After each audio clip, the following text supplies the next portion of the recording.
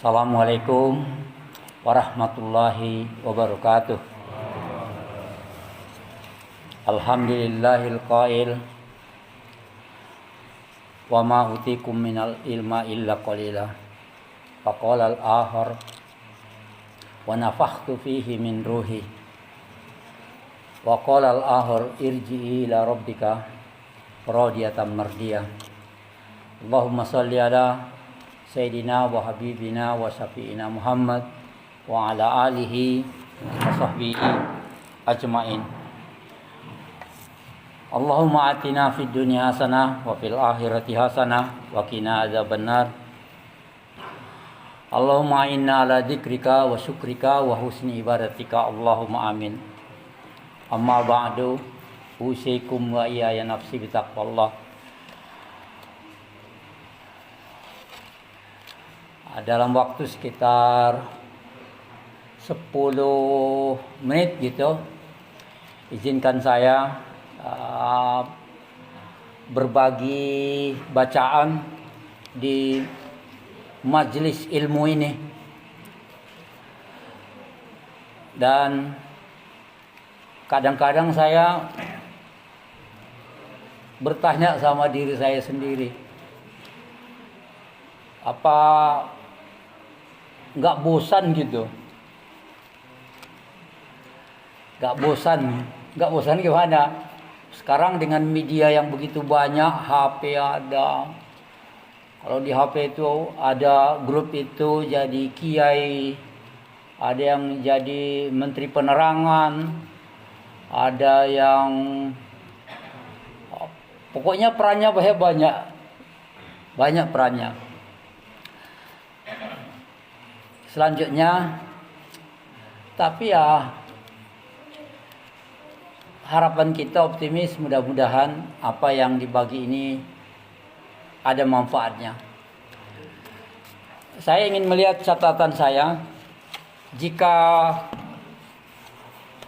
yang terakhir saya maju ingin mendiskusikan waktu itu tentang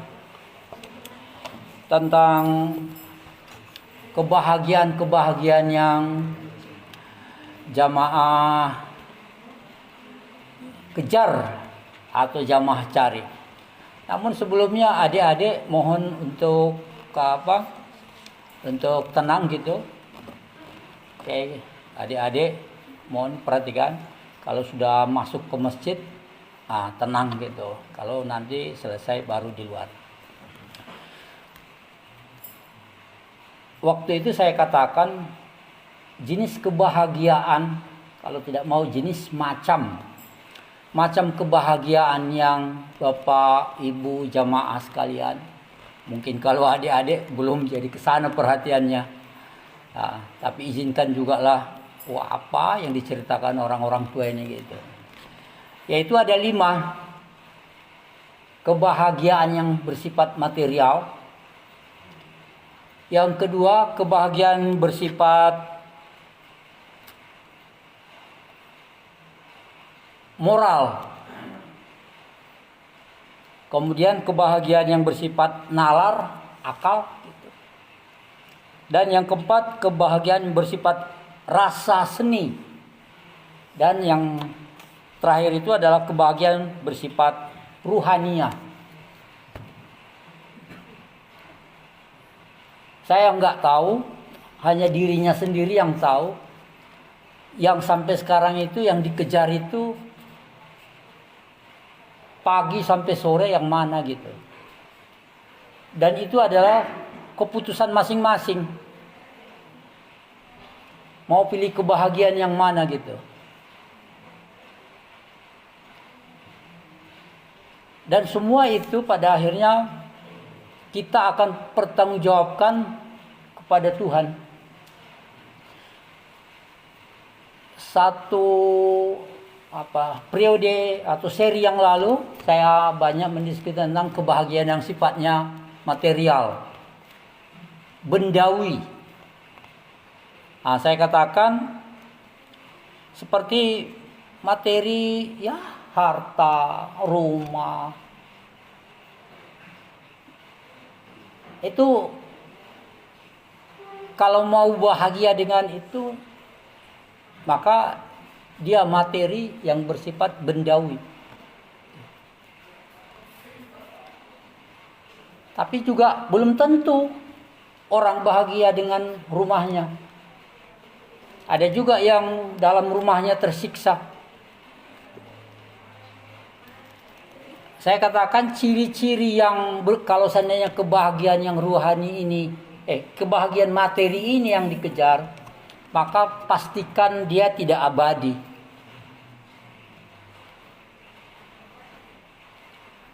Dan juga dorongan hawa nafsu luar biasa. Dorongan hawa nafsu luar biasa. Dan nasihat yang diberikan Tuhan kepada Daud adalah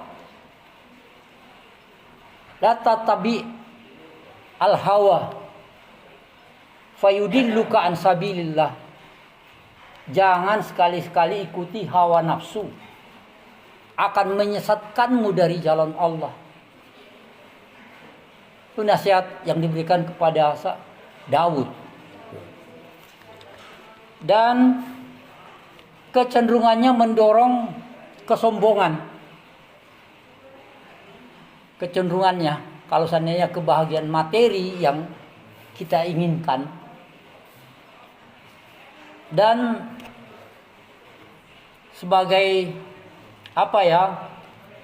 keluar biasaan dari kebahagiaan materi ini, keluar biasaan dari kebahagiaan bersifat materi ini adalah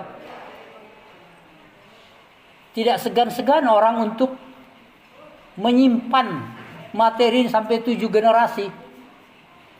Seperti saya katakan waktu itu, siapa menteri sosial kita itu, berapa miliar itu, untuk berapa generasi kira-kira itu. Itu yang ketahuan. Yang nggak ketahuan, itu kalau kebahagiaan materi yang dikejar, sudah dijelaskan dalam Quran, harta karun, korun, sampai hari ini diabadikan kekayaan dia itu dengan istilah korun. Nama orang. Jadi kalau jamaah sekalian, harta korun itu persis ekspresi masyarakat Jawa. Seperti apa persisnya dalam masyarakat Jawa? Masyarakat Jawa itu mengenal istilah, kalau Pak Mukhlis nggak mengenal istilah celeng. Yang tahu Pak Mukhlis celengan. Nah, celengan itu adalah persis korun itu. Celengan itu berasal dari kata celeng. Jadi hartanya ditumpuk, ini perilaku celeng, hartanya ditumpuk dalam tanah, digali, kemudian setelah itu dipipisi, dikencingi, dikotori sama dia lagi. Mengapa? Supaya orang lain tidak tahu atau hewan lain tidak tahu. Makanya dalam masyarakat Jawa ada istilah celengan itu, karena diambil dari kata celeng. Nah, itu ekspresi Quran, yaitu korun itu. Dan kalau itulah yang jamaah sekalian, naudzubillah min dzalik, siap-siap kecewa hidup ini. Karena hidup ini persis seperti Tuhan memberikan kepada kita pengalaman. Sewaktu anak kecil ingin membeli mainan itu, sebenarnya kapan tuh dia bergembira dengan mainan itu?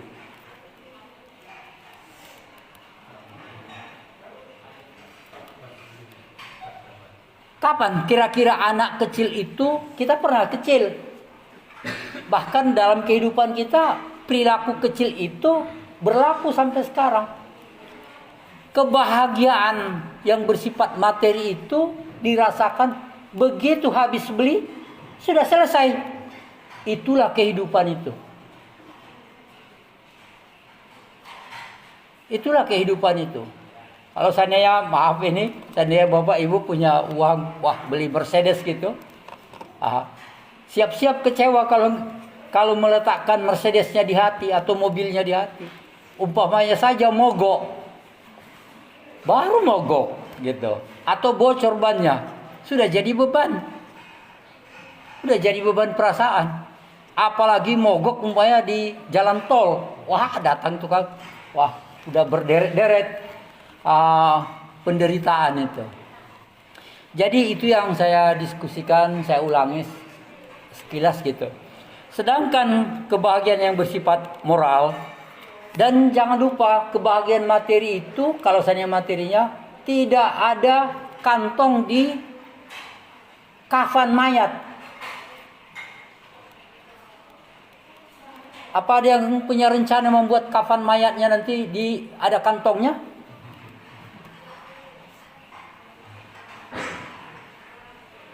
Nggak ada. Jadi makanya tadi siap-siap kecewa. Yang kedua adalah kebahagiaan yang moral. Kalau kebahagiaan moral ini seperti umpamanya dapat berbagi dengan orang lain, dapat membantu orang yang punya kecelakaan di lalu lintas, kita bantu dia. Ya dengan hati-hati kita menaruh dia, menghindarkan dia dari tengah jalan ke tepi.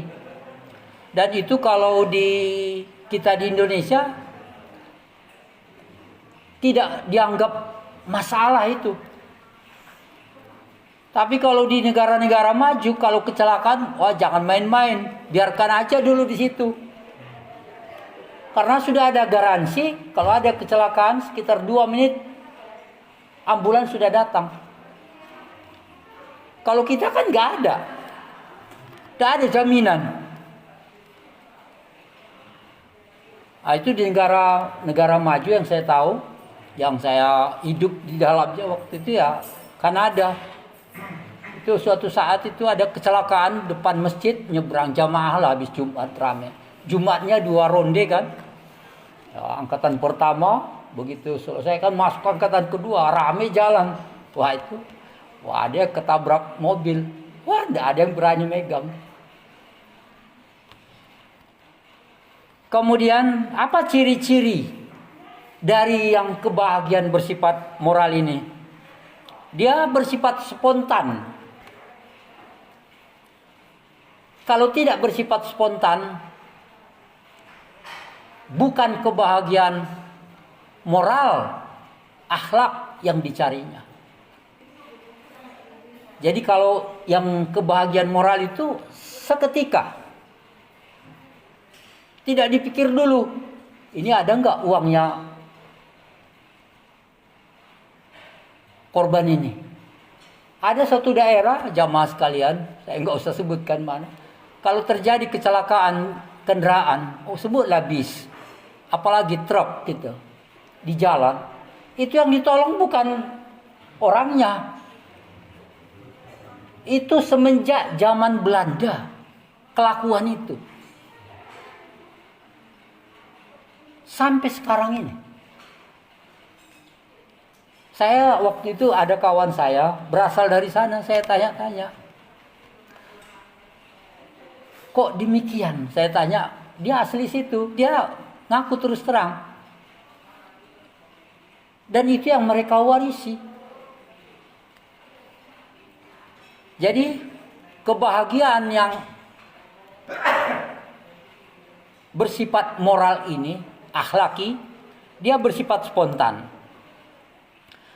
Kemudian ciri yang lain, dia melampaui batas harta, batas agama, batas keturunan, batas etnis.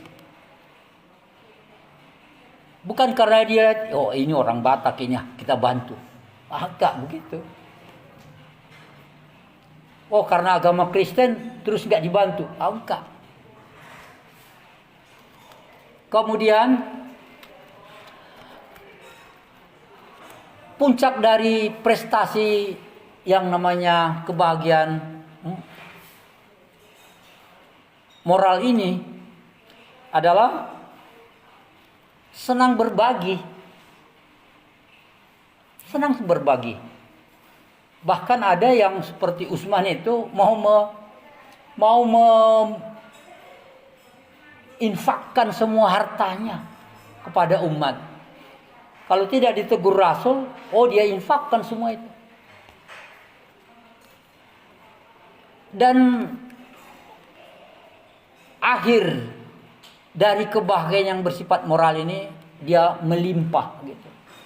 Melimpah itu khususnya adik-adik, gini kira-kira, kalau gelas setelah penuh diisi lagi, masih masuk ke dalam. Kan sudah penuh, diisi lagi. Masuk ke dalam gelas atau keluar dia. Nah, itulah yang dikatakan melimpah. Berbeda dengan semar. Semakin diisi, perutnya semakin besar. Jangan-jangan adik-adik sudah gak kenal semar. Tahu tokoh semar? Wayang?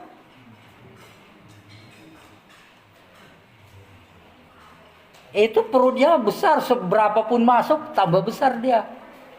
Nah, itu berbeda. Yang ketiga adalah kebahagiaan bersifat nalar.